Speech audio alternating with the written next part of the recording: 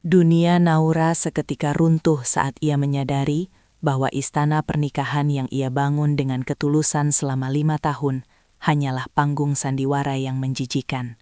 Bukan dengan orang asing, melainkan di bawah atap keluarganya sendiri. Suaminya, Andi, telah menanam benih pengkhianatan di rahim Yeyen, kakak kandung yang selama ini dipuja Naura sebagai pelindung. Di saat Andi dan Yeyen menari di atas penderitaannya, mereka tak menyadari bahwa kehancuran itu justru menjadi titik balik lahirnya sosok Naura yang baru, wanita yang tak lagi kenal takut, yang menukar air mata dengan ambisi, dan kemiskinan hati dengan kesuksesan yang tak terbayangkan. Kini roda telah berputar, dan mereka yang dulu meremehkannya harus bersiap bersimpuh di kaki sang pemenang. Siapkah Anda menyaksikan bagaimana martabat seorang istri yang terzolimi berubah menjadi badai kesuksesan yang meluluh lantakan para pengkhianat? Pagi itu, sinar matahari menerobos masuk melalui celah gorden sutra di kamar utama yang luas, namun kehangatannya seolah tidak mampu menyentuh hati Naura yang terasa membeku. Ia terbangun dengan perasaan hampa yang sulit dijelaskan, menatap sisi tempat tidur di sebelahnya yang sudah rapi dan dingin, pertanda bahwa Andi telah pergi jauh sebelum fajar menyingsing. Dengan helaan napas panjang, Naura melangkah menuju ruang makan, di mana sebuah buket bunga mawar merah besar tergeletak di atas meja kayu ok, lengkap dengan kartu ucapan bertuliskan, "Selamat ulang tahun pernikahan kelima sayang. Maaf, aku harus berangkat pagi-pagi sekali untuk rapat mendadak." Naura menyentuh kelopak bunga itu, namun alih-alih merasa tersentuh, ia justru merasakan kecemasan yang samar. Selama setahun terakhir, kemesraan Andi terasa seperti sebuah naskah yang dihafalkan dengan baik, namun kehilangan jiwa di dalamnya. Saat ia sedang menyesap teh hangatnya dalam keheningan, pintu rumah terbuka dan Yayan melangkah masuk dengan senyum cerah yang selalu berhasil menghidupkan suasana. Sebagai kakak perempuan satu-satunya, Yayan adalah sosok yang selalu dikagumi Naura karena keanggunan dan kemandiriannya. Yayan datang membawa kotak kue favorit Naura, memeluk adiknya dengan erat seolah ingin menyalurkan kekuatan. Mereka menghabiskan pagi dengan berbincang tentang masa kecil. Namun, Naura menyadari sesuatu yang janggal. Setiap kali nama Andi disebut, tatapan mata Yeyen sejenak beralih, dan jemarinya tampak gelisah mempermainkan ujung blusnya. Ada sebuah rahasia yang menggantung di udara, sebuah ketegangan yang tak terucap di antara tawarannya mereka. Di balik dinding rumah yang tampak sempurna dan penuh kemewahan itu, Naura merasa dirinya seperti berjalan di atas lapisan es tipis yang siap retak kapan saja. Ia memiliki segalanya, suami tampan, kakak yang perhatian, dan kehidupan yang mapan. Namun di dalam batinnya, ada bisikan kecil yang terus bertanya, apakah semua kebahagiaan ini hanyalah sebuah fatamorgana yang sengaja diciptakan untuk menutupi kenyataan yang pahit? Ketegangan yang menggantung di udara itu perlahan memudar saat Yeyen pamit dengan terburu-buru, meninggalkan Naura sendirian dalam kesunyian rumah yang mendadak terasa mencekam. Ia mencoba menyibukkan diri dengan merapikan ruang kerja Andi, sebuah tempat yang biasanya terlarang, namun kali ini magnet keingintahuannya begitu kuat. Jemari Naura menyentuh tumpukan dokumen yang tertata rapi, hingga matanya terpaku pada sebuah laci yang tidak terkunci rapat. Di dalamnya, ia menemukan sebuah jam tangan pria mewah yang masih terbungkus kotak beludru. Namun, yang membuatnya mematung bukanlah harganya yang fantastis, melainkan secarik kertas kecil yang terselip di bawahnya. Tulisan tangan di sana tampak sangat familiar, penuh dengan goresan kasih sayang yang memuji betapa hebatnya sosok pria itu dalam menjaga komitmen tersembunyi mereka selama ini. Jantung Naura berdegup kencang, sebuah ritme tidak beraturan yang seolah memperingatkannya untuk berhenti sebelum terlambat. Namun, rasa penasaran telah berubah menjadi bara yang membakar logika, mendorongnya untuk terus mencari jawaban di balik tumpukan rahasia yang selama ini tertutup rapat oleh senyum manis sang suami. Ia teringat kembali bagaimana Andi seringkali menerima telepon di balkon dengan suara berbisik, atau bagaimana Yeyen selalu tahu jadwal perjalanan dinas Andi bahkan sebelum Naura sendiri mengetahuinya. Kecurigaan yang selama ini dianggapnya sebagai angin lalu, kini mulai membentuk pola yang menakutkan, seperti kepingan teka-teki yang memaksa diri untuk menyatu. Naura terduduk lemas di kursi kerja Andi, menatap pantulan dirinya di jendela kaca yang tampak pucat dan penuh keraguan. Sore harinya, saat Andi pulang dengan wajah lelah yang tampak dibuat-buat, Naura hanya mampu memberikan senyum getir tanpa mampu mengucapkan sepatah kata pun tentang penemuannya. Ia memperhatikan setiap gerak-gerik pria yang telah menemaninya selama 5 tahun itu, mencari-cari kebohongan yang mungkin terselip di balik sorot matanya yang teduh. Andi mencium kening Naura dengan lembut, sebuah rutinitas yang kini terasa seperti sandiwara di panggung megah yang mulai retak pondasinya. Naura menyadari bahwa kehidupan sempurnanya hanyalah sebuah istana pasir yang menunggu ombak besar datang untuk menyapunya hingga tak bersisa. Istana pasir yang rapuh itu semakin terasa goyah saat Naura terbangun di tengah malam dan mendapati sisi tempat tidur kembali kosong melompong. Ia melangkah berjinjit menuruni anak tangga, mengikuti suara gumaman rendah yang berasal dari arah dapur yang temaram. Di sana, Andi berdiri membelakangi pintu, tampak asyik bercengkrama melalui ponselnya dengan nada suara yang belum pernah Naura dengar sebelumnya. Begitu lembut, protektif, dan penuh damba.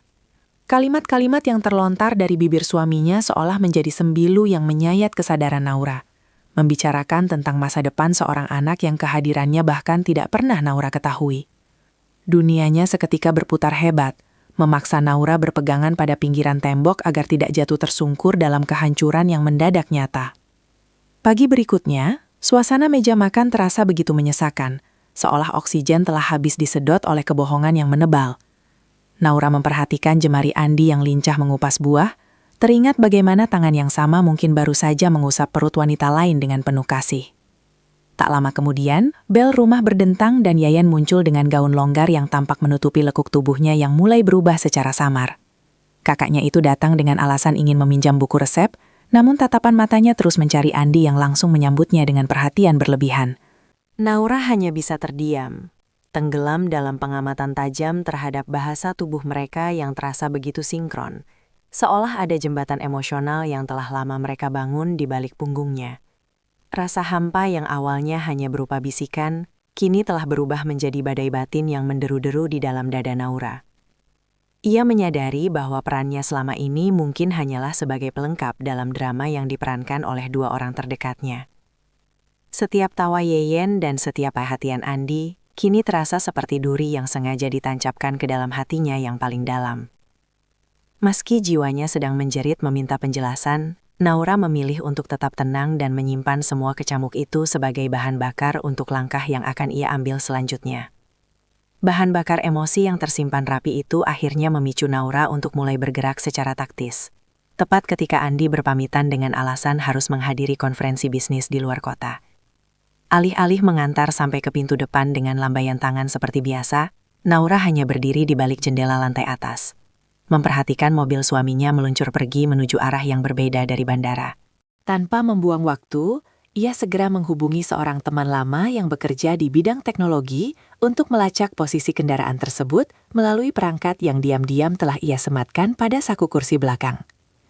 Layar ponselnya menunjukkan titik merah yang berhenti di sebuah perumahan elit yang tenang di pinggiran kota, tempat yang sangat asing bagi lingkaran pertemanan mereka, namun terasa begitu mencurigakan. Naura memacu kendaraannya dengan sisa keberanian yang ia miliki, mencoba menenangkan gemuruh di dada yang terasa ingin meledak setiap kali ia memikirkan kemungkinan terburuk. Sesampainya di lokasi, ia memarkirkan mobil agak jauh dan berjalan kaki mendekati sebuah rumah bergaya minimalis yang tampak asri dengan tanaman hias di terasnya. Dari kejauhan, ia melihat sosok pria yang sangat ia kenal sedang menurunkan beberapa tas belanjaan berisi perlengkapan bayi dari bagasi mobil. Tak lama kemudian, pintu rumah terbuka dan Yayan keluar dengan senyuman lebar, menyambut Andi dengan pelukan yang menunjukkan keakraban luar biasa, seolah mereka adalah sepasang kekasih yang baru saja bertemu kembali.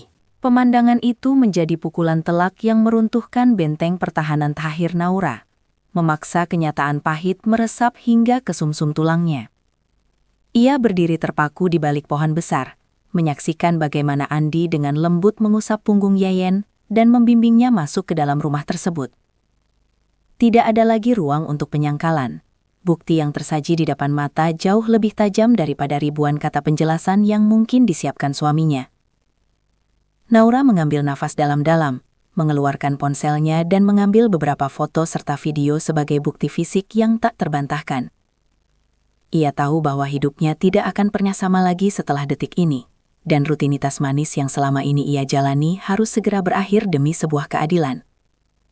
Keadilan kini menjadi satu-satunya kompas yang menuntun langkah Naura saat ia perlahan mundur dari balik pohon besar, kembali ke kendaraannya dengan tangan yang masih bergetar hebat. Alih-alih pulang dan menangis meratapi nasib, ia memacu mobilnya menuju pusat kota, mencari sebuah firma hukum yang cukup jauh dari jangkauan relasi bisnis suaminya. Pikirannya berputar liar, mencoba menyusun rencana matang agar ia tidak keluar dari lingkaran pengkhianatan ini sebagai pihak yang kalah dan terhina. Naura menyadari bahwa untuk menghadapi dua orang yang sangat ia sayangi, namun tega menikamnya dari belakang, ia membutuhkan lebih dari sekedar emosi. Ia membutuhkan strategi yang presisi. Di dalam kantor pengacara yang remang, Naura menyerahkan ponselnya dengan tenang, menunjukkan dokumentasi yang baru saja ia ambil di perumahan elit tersebut sebagai bukti awal. Sang pengacara memberikan tatapan simpati, namun Naura segera memotongnya dengan permintaan tegas untuk mulai mengetakan seluruh aset yang dimiliki Andi atas namanya. Ia teringat bahwa selama ini ia terlalu naif dengan menyerahkan pengelolaan keuangan sepenuhnya kepada pria itu, sementara ia sendiri hanya fokus menjadi istri yang suportif di balik layar. Kini, kesadaran itu datang seperti tamparan keras yang membangunkannya dari tidur panjang yang penuh delusi tentang kesetiaan tanpa syarat. Malam harinya, Naura sengaja menyiapkan makan malam mewah di rumah mereka, menciptakan suasana yang seolah-olah tidak ada badai yang sedang menerjang. Saat Andi melangkah masuk dengan senyum palsu dan aroma parfum yang berbeda dari biasanya, Naura menyambutnya dengan tatapan yang sulit diartikan. Ia memperhatikan bagaimana Andi dengan santainya bercerita tentang rapat yang sebenarnya tidak pernah terjadi, menambah lapisan kebohongan di atas luka yang sudah menganga. Naura memegang sendoknya dengan erat, menahan gejolak di perutnya, sambil membayangkan saat di mana ia akan menjatuhkan semua bukti itu tepat di hadapan pria yang kini terasa seperti orang asing baginya. Kebohongan yang kian menebal itu menjadi lonceng peringatan bagi Naura bahwa ia tidak bisa hanya dia menunggu badai menghancurkannya tanpa persiapan finansial yang mumpuni. Keesokan harinya saat Andi telah berangkat kerja, Naura membongkar kotak tua di gudang bawah tanah yang berisi portofolio desain interior miliknya yang sempat terbengkalai selama 5 tahun pernikahan. Ia menatap sketsa-sketsa yang dulu pernah memenangkan kompetisi tingkat nasional, menyadari bahwa ia telah mengubur bakat besarnya demi menjadi bayang-bayang seorang suami yang ternyata tidak pernah menghargainya. Dengan jemari yang gemetar namun penuh tekad, ia mulai membersihkan debu-debu yang menempel pada impian lamanya, berjanji pada diri sendiri bahwa ia akan kembali bersinar dengan kakinya sendiri. Naura segera memperbarui profil profesionalnya di berbagai platform digital, mencoba menghubungi kembali rekan-rekan lamanya yang kini sudah sukses di industri kreatif. Keberuntungan tampaknya mulai berpihak padanya ketika seorang teman lama menginformasikan adanya lowongan konsultan desain untuk proyek renovasi hotel mewah milik grup perusahaan besar. Tanpa ragu, ia mengirimkan lamaran kerjanya, menggunakan sisa energi positif yang ia miliki untuk meyakinkan pihak pemberi kerja bahwa kemampuannya belum pudar dimakan waktu. Fokus barunya ini menjadi obat penawar sementara bagi rasa sakit yang terus berdenyut di dadanya setiap kali ia melihat foto pernikahan mereka di dinding ruang tamu. Sambil menunggu panggilan wawancara, Naura juga mulai memindahkan sebagian tabungan pribadinya ke rekening baru yang tidak bisa diakses oleh Andi. Ia belajar dari kesalahan masa lalu bahwa kemandirian ekonomi adalah perisai terkuat bagi seorang wanita yang sedang dikhianati oleh orang terdekatnya. Setiap langkah kecil yang ia ambil untuk membangun kembali karirnya terasa seperti batu bata yang ia susun untuk membangun benteng pertahanan baru. Naura tidak lagi memperdulikan kapan Andi pulang atau dengan siapa suaminya menghabiskan waktu, karena kini ia memiliki tujuan yang jauh lebih besar daripada sekadar mempertahankan sebuah hubungan yang telah keropos di dalamnya. Tujuan besar yang kini tertanam di benak Naura mendadak diuji saat sebuah undangan makan malam keluarga besar tiba, mempertemukan semua orang di rumah orang tua mereka. Suasana ruang makan yang biasanya hangat dengan aroma masakan ibu, kini terasa mencekam bagi Naura yang harus duduk tepat di hadapan Yeyen dan Andi. Ia memperhatikan bagaimana kakaknya itu berkali-kali menolak hidangan laut kesukaannya dengan alasan mual, sebuah detail kecil yang memicu bisik-bisik penasaran dari kerabat yang hadir. Ibu mereka, dengan raut wajah penuh harap, mulai bertanya tentang kesehatan Yeyen yang tampak pucat, namun memiliki binar mata yang berbeda, seolah menyimpan sebuah keajaiban sekaligus beban yang berat. Naura menggenggam erat sendok peraknya, merasakan gejolak amarah yang beradu dengan rasa iba saat melihat ibunya begitu perhatian pada Yeyen tanpa mengetahui duri yang sedang disembunyikan. Di tengah percakapan ringan tentang bisnis, ponsel Yeyen yang tergeletak di meja tiba-tiba menyala, menampilkan sebuah notifikasi pesan singkat yang terbaca jelas oleh Naura karena posisi duduk mereka yang berdekatan. Pesan itu berisi pengingat jadwal pemeriksaan kandungan untuk besok pagi, dikirim oleh sebuah nomor yang tidak tersimpan, namun profilnya menampilkan foto Andi yang sedang tersenyum lebar. Udara di ruangan itu seolah membeku seketika bagi Naura, sementara jantungnya berdegup kencang hingga telinganya berdenging hebat, menulikan suara tawa sepupu-sepupunya di sekitar meja. Situasi semakin tak terkendali ketika Andi, dengan gerak refleks yang terlalu protektif, mencoba meraih ponsel Yeyen untuk menyembunyikannya dari pandangan mata yang lain. Tindakan impulsif itu justru mengundang kecurigaan ayah mereka, yang selama ini dikenal memiliki insting tajam terhadap ketidakjujuran di dalam rumah tangganya. Naura hanya mampu terpaku, menyaksikan bagaimana topeng-topeng kesempurnaan yang selama ini mereka kenakan mulai retak satu demi satu di bawah lampu kristal ruang makan. Ia menyadari bahwa rahasia ini bukan lagi sekadar luka pribadinya, melainkan sebuah bom waktu yang siap menghancurkan seluruh tatanan keluarga yang selama ini ia jaga dengan penuh kehormatan. Tatanan keluarga yang selama ini tampak kokoh itu mendadak sunyi senyap, menyisakan tatapan tajam ayah yang tertuju pada kegugupan Andi dan Yeyen yang mulai memucat. Naura menarik nafas dalam, merasakan keberanian yang belum pernah ia miliki sebelumnya bangkit dari dasar hatinya yang paling hancur. Dengan gerakan yang sangat tenang namun tegas, ia berdiri dari kursi makan, meminta izin untuk berbicara berdua saja dengan kakak perempuannya di area balkon belakang. Yeyen mengikuti dengan langkah gontai, seolah menyadari bahwa pelarian panjangnya telah menemui jalan buntu di bawah langit malam yang tidak berbintang. Di bawah temaram lampu taman, Naura membalikkan badan dan menatap langsung ke dalam manik mata Yeyen yang mulai berkaca-kaca karena rasa bersalah yang tak terbendung. Ia tidak mengeluarkan makian, melainkan hanya menyodorkan rekaman video singkat yang ia ambil di perumahan elit tempo hari sebagai bukti kebisuan yang selama ini ia simpan. Yeyen jatuh terduduk, menyembunyikan wajahnya di balik telapak tangan sambil terisap pelan, mengakui bahwa hubungan terlarang itu bermula dari rasa sepi yang mereka bagi saat Naura sibuk mendukung ambisi Andi. Pengakuan itu terasa seperti ribuan jarum yang menusuk kesadaran Naura, terutama saat Yeyen membisikkan bahwa anak dalam kandungannya adalah alasan mengapa Andi tidak bisa lagi melepaskannya. Kepahitan itu mencapai puncaknya ketika Andi tiba-tiba menyusul ke balkon, mencoba memberikan pembelaan diri yang justru terdengar sangat dangkal di telinga Naura. Pria itu memohon agar Naura merahasiakan hal ini dari orang tua mereka demi menjaga kesehatan jantung ayah yang sudah melemah. Namun bagi Naura, permintaan itu hanyalah bentuk egoisme lain yang ingin menyelamatkan muka mereka sendiri di atas penderitaannya yang sudah teramat dalam.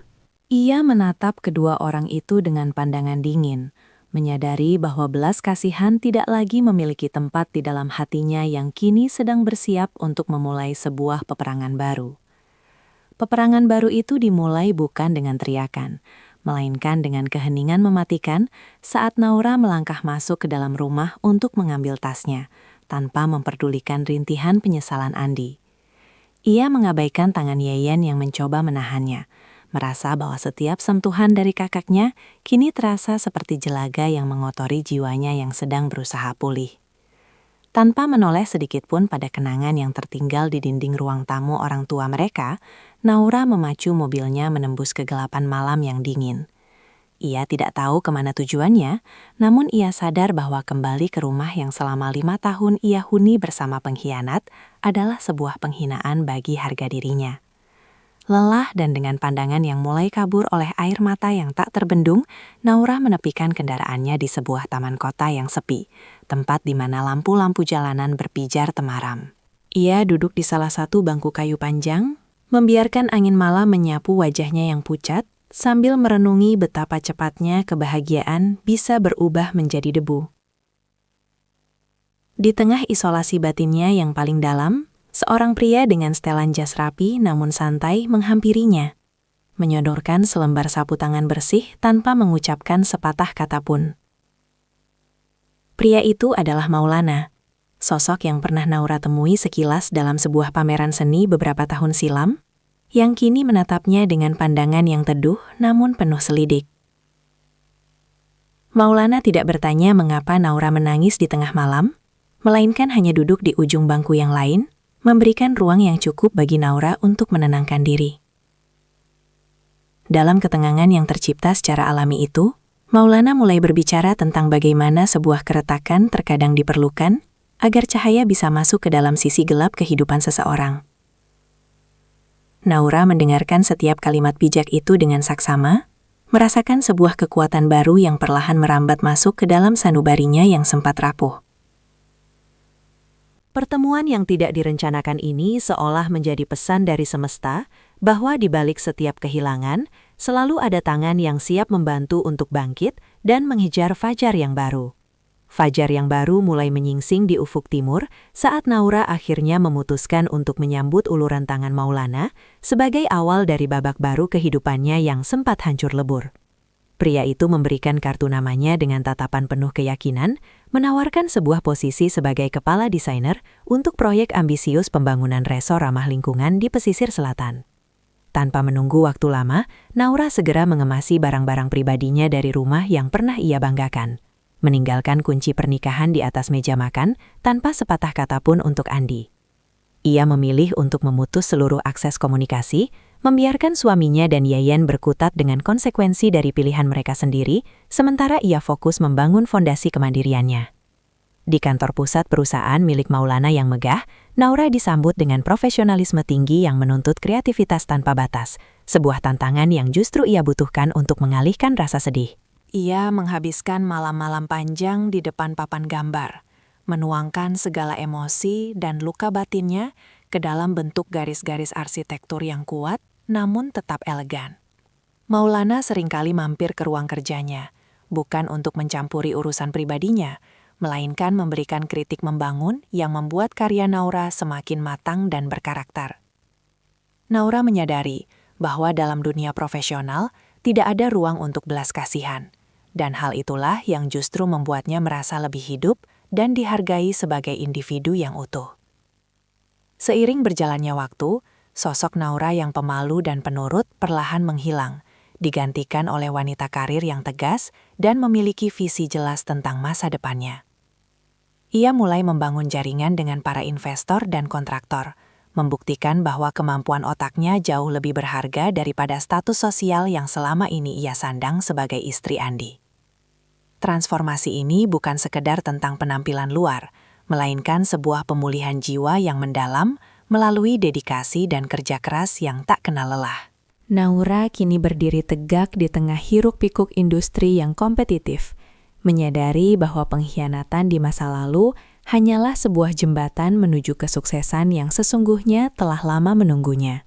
Kesuksesan yang sesungguhnya itu kini membawa Naura melangkah dengan sepatu hak tinggi yang mantap menuju ruang rapat utama, tempat sebuah persaingan profesional paling sengit dalam hidupnya akan segera dimulai. Di sana, di seberang meja kayu jati yang mengkilap, duduk Andi dengan raut wajah yang mendadak pucat pasi saat melihat sosok mantan istrinya tampil begitu berwibawa dan penuh pesona.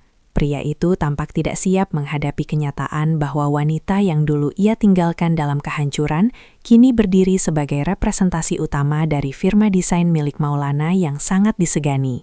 Pertemuan ini bukan lagi tentang urusan rumah tangga yang gagal, melainkan tentang pembuktian kompetensi di bawah sorot lampu ruang konferensi yang tajam. Naura membuka presentasinya dengan suara yang tenang namun berwibawa, memaparkan konsep arsitektur visioner yang menggabungkan estetika modern dengan kelestarian alam secara sempurna. Setiap kata yang keluar dari bibirnya mencerminkan kecerdasan dan pengalaman yang telah ia asah selama berbulan-bulan dalam pengasingan kreatifnya. Sementara itu, Andi tampak kesulitan memfokuskan pikirannya. Berkali-kali ia terbata-bata saat mencoba menyanggah argumen teknis yang diajukan oleh tim Naura dengan logika yang lebih kuat. Maulana, yang duduk di samping Naura, hanya memberikan senyum tipis, menyadari bahwa rekan kerjanya itu telah benar-benar menguasai panggung dan meninggalkan masa lalunya jauh di belakang. Sesi tanya-jawab menjadi puncak ketegangan ketika Andi mencoba menyerang integritas desain Naura dengan pertanyaan yang bersifat personal dan merendahkan. Namun, dengan senyum elegan yang tidak luntur sedikit pun, Naura menjawab setiap serangan itu dengan data faktual dan solusi cerdas yang membuat para investor di ruangan tersebut mengangguk kagum. Ia tidak lagi melihat Andi sebagai sosok yang mampu menyakitinya, melainkan hanya sebagai kompetitor bisnis yang mulai kehilangan taringnya di hadapan bakat yang murni. Pertarungan profesional ini menjadi bukti nyata bahwa balas dendam terbaik bukanlah dengan amarah, melainkan dengan pencapaian yang melampaui batas ekspektasi siapapun. Ekspektasi siapapun kini telah terlampaui saat Naura melangkah keluar dari ruang rapat dengan kemenangan mutlak, meninggalkan Andi yang masih terpaku lesu di kursinya.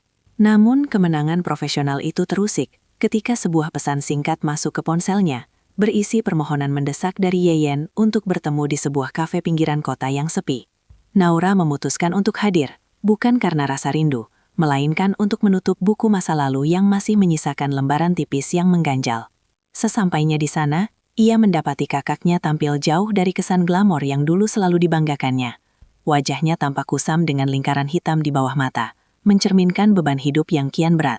Yeyen mulai bercerita dengan suara gemetar tentang kondisi finansial Andi yang merosot tajam akibat kegagalan proyek berturut-turut pasca perceraian mereka. Ia memohon bantuan biaya persalinan dan cicilan rumah yang menunggak, mengklaim bahwa anak dalam kandungannya tidak seharusnya menanggung dosa orang tuanya. Naura mendengarkan dengan tatapan datar, menyesap kopinya perlahan, sambil meresapi betapa roda kehidupan telah berputar begitu cepat bagi mereka yang mengkhianati ketulusan. Tidak ada lagi amarah yang meledak, hanya ada rasa hampa melihat sosok yang dulu ia puja, kini bersimpuh memohon belas kasihan di hadapan keberhasilannya. Keputusan sulit harus diambil ketika Yeyen mulai terisak, menyebutkan nama ayah mereka sebagai jaminan agar Naura luluh dan mengulurkan bantuan materi. Namun, Naura dengan tenang menjelaskan bahwa kemandirian yang ia bangun bukanlah untuk mensubsidi kesalahan orang lain yang dilakukan secara sadar. Ia memberikan nomor kontak sebuah yayasan sosial yang ia kelola bersama Maulana, menyarankan Yeyen untuk mencari bantuan secara prosedural sebagai bentuk pembelajaran tanggung jawab. Naura berdiri, merapikan blazer mahalnya, dan meninggalkan kafe tersebut tanpa menoleh ke belakang, menyadari bahwa kasih sayang sejati tidak bisa dibeli dengan uang, apalagi jika dasarnya adalah sebuah pengkhianatan berdarah dingin. Pengkhianatan berdarah dingin itu rupanya meninggalkan sisa-sisa amarah yang memuncak pada diri Andi, hingga pria itu nekat mendatangi kantor Naura dengan langkah terburu-buru dan wajah yang memerah padam.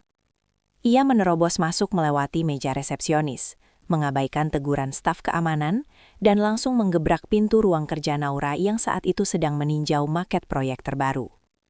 Andi meluapkan rasa frustrasinya, menuduh Naura tidak berperasaan karena telah mempermalukan Yeyen di kafe, dan membiarkan keluarga mereka sendiri berada di ambang kebangkrutan. Suaranya yang meninggi memenuhi ruangan, mencoba meruntuhkan wibawa Naura dengan kata-kata yang menyudutkan, seolah-olah seluruh kemalangan yang menimpanya saat ini adalah kesalahan mantan istrinya tersebut. Naura hanya menatap pria di depannya dengan ketenangan yang mematikan, tidak sedikit pun beranjak dari kursi kebesarannya atau menunjukkan tanda-tanda ketakutan. Ia membiarkan Andi menghabiskan seluruh tenaganya untuk berteriak, hingga akhirnya keheningan kembali menguasai ruangan saat napas pria itu mulai tersengal-sengal. Dengan nada bicara yang sangat terkontrol, Naura menjelaskan bahwa setiap orang harus bertanggung jawab atas konsekuensi dari keputusan yang mereka ambil di masa lalu, termasuk pengkhianatan yang mereka pilih saat ia masih menjadi istri yang setia. Ia menekankan bahwa bantuannya kini hanya tersedia bagi mereka yang mau berjuang dari nol, bukan untuk membiayai gaya hidup yang dibangun di atas penderitaan orang lain. Ketegangan itu mencapai puncaknya ketika Maulana muncul di ambang pintu, memberikan isyarat kepada petugas keamanan untuk segera mengawal Andi keluar dari gedung perusahaan. Sebelum pergi, Andi menatap Naura dengan pandangan yang penuh penyesalan yang terlambat, menyadari bahwa wanita yang dulu ia remehkan kini telah berubah menjadi sosok yang tidak bisa lagi ia jangkau dengan manipulasi emosional. Naura kembali memfokuskan pandangannya pada maket di hadapannya, menarik nafas dalam-dalam untuk membuang sisa-sisa energi negatif yang sempat memenuhi udara. Ia tahu bahwa konfrontasi ini adalah ujian terakhir baginya untuk benar-benar melepaskan segala beban masa lalu yang selama ini masih menghambat langkahnya menuju kebebasan yang hakiki. Kebebasan yang hakiki itu kini menuntut Naura untuk menyelesaikan satu urusan terakhir yang selama ini ia tunda demi menjaga perasaan ayahnya yang sedang dalam masa pemulihan. Ia melangkah ke kantor firma hukum dengan membawa berkas lengkap mengenai aset-aset tersembunyi yang diam-diam telah dialihkan Andi ke atas nama Yeyen selama pernikahan mereka masih berlangsung. Naura menyadari bahwa membiarkan pengalihan ilegal itu tetap ada bukan hanya merugikan dirinya, melainkan juga mengancam jaminan masa tua orang tuanya yang selama ini bergantung pada investasi keluarga tersebut.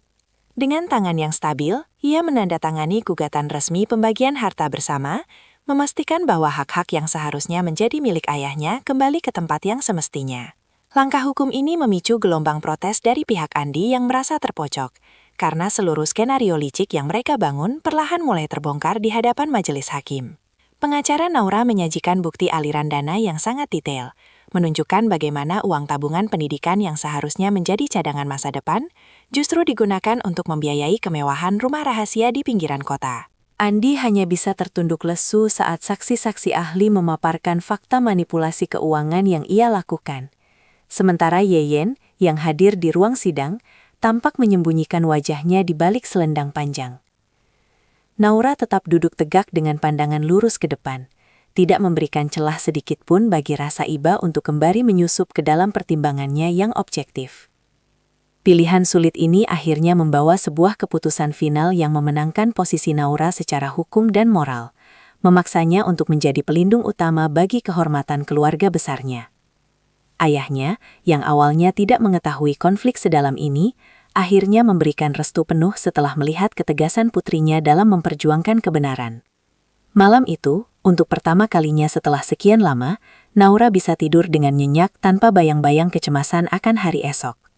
Ia telah membuktikan bahwa kelembutan hati seorang wanita tidak boleh disalahartikan sebagai kelemahan yang bisa diinjak-injak oleh ambisi buta dan pengkhianatan saudara sendiri.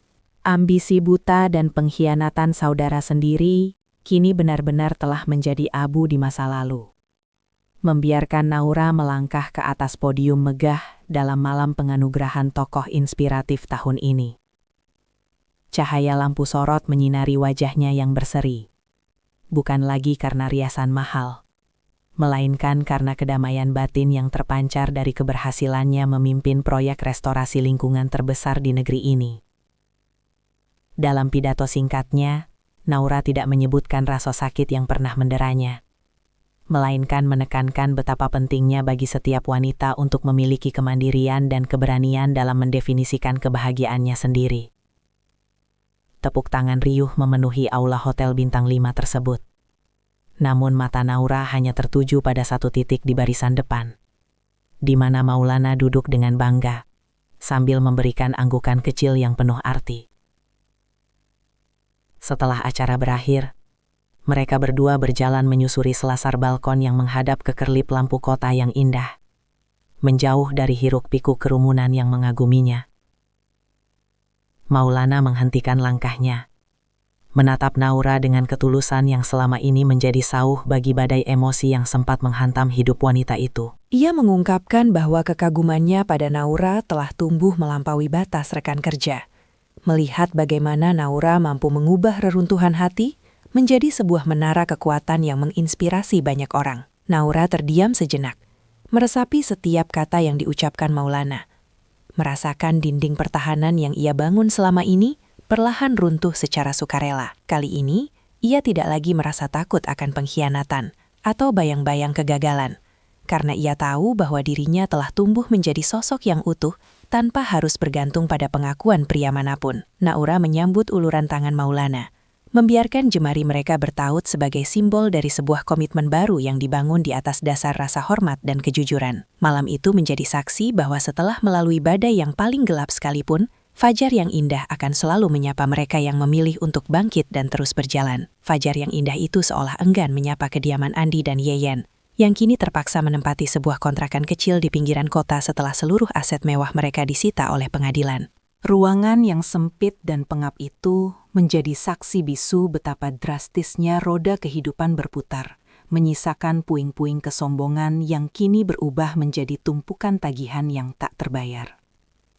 Andi duduk di sudut ruangan dengan tatapan kosong, meratapi surat pemecatan tidak hormat dari perusahaannya akibat skandal penggelapan dana yang mencuat ke permukaan saat proses persidangan berlangsung. Tidak ada lagi setelan jas mahal atau mobil mewah yang bisa ia pamerkan. Yang tersisa hanyalah bayang-bayang kegagalan yang terus menghantuinya setiap kali ia mencoba memejamkan mata. Yeyen yang kini sedang menggendong bayinya yang terus menangis karena hawa panas, tampak kehilangan pesona kecantikan yang dulu ia gunakan untuk memikat suami adiknya sendiri. Wajahnya terlihat letih, dengan garis-garis penyesalan yang mulai permanen, menyadari bahwa kehidupan yang ia rebut dengan cara menghancurkan hati Naura ternyata hanyalah sebuah fatamorgana yang menyakitkan. Mereka sering terlibat dalam pertengkaran hebat hanya karena masalah sepele, saling menyalahkan atas keputusan-keputusan impulsif yang membawa mereka ke titik nadir ini. Hubungan yang dulu mereka anggap sebagai cinta sejati, kini terasa seperti beban berat yang saling menjerat leher satu sama lain dalam kemiskinan dan isolasi sosial. Suatu sore, saat mereka sedang duduk di teras depan yang sempit, sebuah majalah bisnis tergeletak di meja kayu yang sudah lapuk, menampilkan foto sampul Naura yang sedang tersenyum anggun. Di sana tertulis tajam tentang kesuksesan luar biasa proyek internasional yang baru saja diselesaikan oleh mantan istri Andi tersebut, lengkap dengan berita tentang pertunangannya dengan Maulana. Andi meremas majalah itu dengan tangan yang gemetar, merasakan sesak di dada yang bukan berasal dari amarah, melainkan dari kesadaran bahwa ia telah membuang permata demi sebuah kerikil yang kini melukai kakinya sendiri. Ia teringat betapa Naura dulu selalu mendukungnya dengan tulus, menyiapkan segala kebutuhannya tanpa pernah mengeluh. Sebuah kemewahan batin yang tidak akan pernah ia dapatkan lagi dari Yeyen, yang kini pun tampak muak menatap wajahnya. Yeyen hanya bisa tertunduk lesu saat melihat foto adiknya yang begitu bersinar, menyadari bahwa ia telah kehilangan bukan hanya kehormatan, tetapi juga satu-satunya saudara yang tulus menyayanginya. Kabar tentang ayahnya yang kini tinggal bersama Naura dalam kenyamanan dan kebahagiaan semakin mempertegas jarak yang membentang antara mereka, sebuah jurang yang ia gali sendiri dengan tangannya. Mereka kini menjadi orang asing di lingkungan lama mereka, dihindari oleh kerabat dan teman-teman yang dulu selalu memuji, menyisakan kesunyian yang mencekam di tengah hiruk-pikuk penyesalan yang terlambat. Malam demi malam mereka lalui dengan kegelapan, merenungi kenyataan bahwa kebahagiaan yang dibangun di atas air mata orang lain tidak akan pernah memiliki fondasi yang cukup kuat untuk bertahan dari badai kebenaran yang pasti akan datang menyapu segalanya. Badai kebenaran yang pasti akan datang menyapu segalanya itu kini telah berlalu, menyisakan langit biru yang cerah di atas taman kediaman baru Naura yang asri dan penuh bunga. Sore itu udara terasa sejuk, saat persiapan acara syukuran besar atas peresmian Yayasan Cahaya Mandiri sedang berlangsung dengan penuh hikmat. Naura berdiri di depan cermin besar, mengenakan kebaya modern berwarna krem yang anggun, menatap pantulan dirinya yang tampak jauh lebih tenang dan berwibawa dibandingkan setahun yang lalu. Tidak ada lagi gurat kesedihan atau keraguan di matanya. Yang ada hanyalah ketegasan seorang wanita yang telah berhasil menaklukkan badai terdahsyat dalam hidupnya dengan martabat yang tetap terjaga. Ia menyematkan sebuah bros kecil berbentuk sayap emas di dadanya, sebuah simbol kebangkitan yang ia rancang sendiri sebagai pengingat akan perjalanan panjangnya dari keterpurukan menuju kemandirian yang hakiki. Maulana mengetuk pintu kamar dengan lembut, masuk dengan setelan batik yang serasi, memberikan senyuman yang selalu mampu membuat Naura merasa aman dan dihargai. Pria itu menyerahkan sebuah kotak beludru kecil berisi cincin yang akan menjadi pengikat janji suci mereka di hadapan keluarga dan sahabat dekat yang telah hadir di halaman belakang. Pertunangan ini bukan sekadar penyatuan dua hati, melainkan sebuah bentuk apresiasi Maulana terhadap ketangguhan jiwa Naura yang telah menginspirasinya untuk menjadi pribadi yang lebih baik. Mereka berjalan beriringan menuju panggung kecil yang dihiasi lampu-lampu gantung dan cantik, disambut oleh tepuk tangan hangat dari para tamu yang sebagian besar adalah rekan bisnis dan wanita-wanita yang terinspirasi oleh perjuangan Naura. Ayah Naura duduk di barisan paling depan dengan kursi roda barunya. tampak sehat dan penuh kebahagiaan saat melihat putri bungsunya akhirnya menemukan pelabuhan hati yang tepat. Air mata haru mengalir di pipi sang ayah ketika Naura memberikan sambutan pembukaan, menceritakan visi yayasannya untuk memberikan pelatihan keterampilan bagi para wanita yang kehilangan arah, agar bisa mandiri secara finansial. Naura menekankan bahwa kebahagiaan sejati tidak ditemukan dalam validasi orang lain, melainkan dalam kemampuan untuk berdiri tegak di atas kaki sendiri, bahkan saat dunia terasa runtuh. Suasana syukuran itu menjadi sangat emosional ketika beberapa wanita yang telah dibantu oleh Yayasan Naura maju ke depan untuk memberikan testimoni tentang bagaimana hidup mereka berubah sejak mengenal sosok Naura yang penuh empati.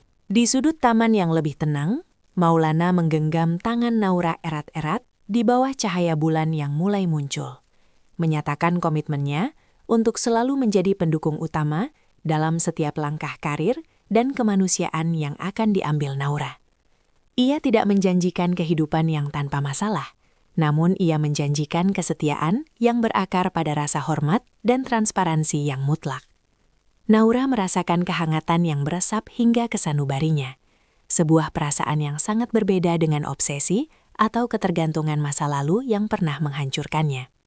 Ia menyadari bahwa cinta yang sehat adalah cinta yang membebaskan dan memberdayakan, bukan cinta yang mengekang atau menyembunyikan rahasia gelap di balik kata-kata manis.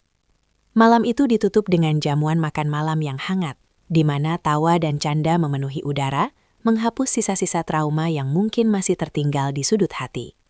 Naura menatap ke arah langit malam yang penuh bintang, mengucapkan syukur dalam hati atas setiap luka yang pernah ia alami. Karena tanpa luka itu, ia tidak akan pernah menemukan kekuatan raksasa yang tersembunyi di dalam dirinya. Ia telah membuktikan bahwa seorang wanita bisa tetap bersinar meski pernah dipadamkan secara paksa oleh orang-orang terdekatnya. Kini, dengan Maulana di sisinya dan karir yang cemerlang di tangannya, Naura siap melangkah menuju masa depan yang penuh cahaya, meninggalkan segala bentuk pengkhianatan di belakang sebagai pelajaran hidup yang sangat berharga. Pelajaran hidup yang sangat berharga itu kini Naura bawa ke panggung yang lebih luas saat ia berdiri di hadapan ribuan peserta seminar internasional tentang pemberdayaan perempuan. Dengan sorot mata yang penuh keyakinan, ia membagikan kisah perjalanannya bukan sebagai korban yang meminta dikasihani, melainkan sebagai penyintas yang berhasil mengubah puing-puing pengkhianatan menjadi fondasi keberhasilan yang kokoh. Naura menceritakan bagaimana titik terendah dalam hidupnya justru menjadi ruang guru yang paling jujur, mengajarkannya bahwa ketergantungan pada manusia adalah sebuah kerapuhan, sementara kepercayaan pada potensi diri adalah kekuatan yang tak tergoyahkan. Setiap kalimat yang ia ucapkan mengalir dengan tenang, menyentuh hati banyak wanita di ruangan itu yang mungkin sedang berjuang dalam kegelapan yang sama seperti yang pernah ia rasakan dahulu. Ia menekankan bahwa memaafkan bukanlah berarti melupakan atau membiarkan diri disakiti kembali, melainkan sebuah tindakan membebaskan diri dari belenggu kebencian yang hanya akan menghambat kemajuan. Naura juga menjelaskan pentingnya memiliki kemandirian finansial dan intelektual, agar ketika badai menerjang, seorang wanita tetap memiliki payung untuk melindungi dirinya sendiri dan orang-orang yang ia cintai.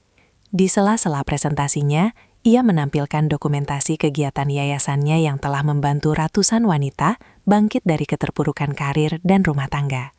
Tepuk tangan berdiri dari para delegasi berbagai negara menjadi pengakuan universal bahwa martabat seorang wanita tidak ditentukan oleh status pernikahannya, melainkan oleh nilai-nilai yang ia perjuangkan secara konsisten. Maulana yang setia mendampingi di barisan kursi kehormatan tampak memberikan apresiasi yang mendalam, menyadari bahwa Naura kini telah menjadi milik dunia sebagai simbol harapan. Selesai acara, banyak peserta yang mengantre untuk sekadar berjabat tangan atau meminta nasihat singkat darinya tentang cara memulai langkah pertama setelah dikhianati. Naura melayani mereka dengan penuh empati, memberikan senyum penyemangat yang menunjukkan bahwa ada kehidupan yang jauh lebih indah setelah air mata kering. Ia menyadari bahwa perannya kini telah melampaui kepentingan pribadi, menjadi jembatan bagi mereka yang masih ragu untuk melangkah keluar dari bayang-bayang masa lalu yang kelam. Bayang-bayang masa lalu yang kelam itu seolah memanggil untuk terakhir kalinya melalui sepucuk surat permohonan dari Andi yang ingin bertemu sebelum ia meninggalkan kota selamanya. Naura memutuskan untuk menemui pria itu di sebuah taman publik yang terbuka, tempat di mana tidak ada lagi privasi yang bisa disalahgunakan untuk manipulasi emosi. Saat Andi muncul, penampilannya tampak sangat bersahaja dengan tas ransel tua di bahunya, mencerminkan keruntuhan harga diri seorang pria yang dulu begitu mendewakan status sosial dan materi. Ia menunduk dalam, mengakui bahwa kepergiannya keluar pulau adalah upaya untuk menebus kesalahan dengan bekerja keras dari titik nol sebagai buruh kasar di perkebunan. Andi mengungkapkan penyesalan terdalamnya, bukan karena ia kehilangan kemewahan, melainkan karena ia menyadari betapa mahalnya ketulusan yang pernah Naura berikan secara cuma-cuma. Ia tidak lagi meminta dimaafkan untuk kembali, melainkan hanya ingin memastikan bahwa Naura tahu bahwa ia telah menerima hukuman batin yang jauh lebih berat daripada putusan pengadilan manapun. Naura mendengarkan dengan sikap yang sangat dewasa, menjaga jarak emosional yang sehat, tanpa sedikit pun niat untuk membalas dengan kata-kata tajam yang menyakitkan. Ia menyampaikan bahwa ia telah melepaskan semua dendam itu sejak lama, karena menyimpan amarah hanya akan mengotori kedamaian yang telah ia bangun dengan susah payah bersama Maulana. Pertemuan singkat itu diakhiri dengan sebuah jabat tangan formal yang menandai berakhirnya seluruh ikatan batin yang pernah menyatukan mereka selama 5 tahun. Naura memperhatikan langkah Andi yang menjauh menuju terminal bus, menyadari bahwa setiap orang memang harus menempuh jalan sunyinya masing-masing untuk mempertanggungjawabkan pilihan hidup. Tidak ada air mata yang jatuh, hanya ada perasaan lega yang membuncah karena ia telah berhasil menutup pintu masa lalu dengan cara yang sangat terhormat. Ia kini merasa benar-benar ringan, siap untuk memfokuskan seluruh energinya pada masa depan yang lebih bermakna dan penuh dengan keberkahan. Keberkahan itu akhirnya menyatu dalam simfoni kebahagiaan yang sempurna di hari pernikahan Naura dan Maulana, sebuah perayaan yang jauh dari kesan hura-hura, namun syarat akan makna ketulusan. Naura berdiri di altar taman yang dihiasi kelopak melati putih, mengenakan gaun sutra yang membalut keanggunannya dengan bersahaja, melambangkan kemurnian niatnya untuk memulai lembaran baru. Saat ia mengucapkan janji suci di hadapan penghulu dan ayahnya yang meneteskan air mata haru, dunia seolah berhenti berputar sejenak untuk memberikan penghormatan pada seorang wanita yang pernah hancur, namun menolak untuk menyerah. Maulana menggenggam jemarinya dengan mantap, memberikan tatapan yang menjanjikan perlindungan. Bukan karena Naura lemah, melainkan karena ia menghargai kekuatan luar biasa yang ada di dalam diri istrinya tersebut. Pesan moral yang kuat terpancar saat Naura memberikan sambutan penutup di hadapan para tamu. Berdiri tegak sebagai simbol kemenangan atas pengkhianatan paling perih sekalipun. Ia menyampaikan bahwa setiap luka yang diberikan orang terdekat adalah ujian untuk mengukur sejauh mana kita mencintai diri sendiri, melampaui ketergantungan pada orang lain. Naura membuktikan bahwa membalas kejahatan dengan kesuksesan dan kemuliaan hati adalah cara terbaik untuk membungkam kehinaan, tanpa harus mengotori tangan dengan dendam yang serupa. Kehadiran bayi Yeyen yang kini diasuh sementara oleh kerabat jauh menjadi pengingat bagi semua yang hadir, bahwa kesalahan orang tua tidak boleh menjadi penghalang bagi kasih sayang, dan Naura tetap memberikan bantuan pendidikan bagi keponakannya itu sebagai bentuk kemurahan hati yang tak terbatas. Cerita ditutup dengan pemandangan Naura dan Maulana yang berjalan menyusuri jalan setapak taman menuju masa depan mereka. Sementara matahari terbenam memberikan semburat warna jingga yang hangat di cakrawala. Kesimpulan dari perjalanan ini adalah bahwa kebahagiaan sejati tidak datang dari keadaan yang sempurna, melainkan dari keberanian untuk memperbaiki diri di tengah reruntuhan nasib. Naura telah bertransformasi dari seorang istri yang terabaikan menjadi mercusuar inspirasi bagi banyak orang, menunjukkan bahwa karir yang cemerlang dan cinta yang sehat adalah hadiah bagi mereka yang berani melepaskan masa lalu demi mengejar takdir yang lebih tinggi. Ia tidak lagi menoleh ke belakang, karena di depannya telah terbentang jalan panjang yang penuh dengan cahaya, prestasi, dan cinta yang dibangun di atas fondasi kejujuran yang abadi.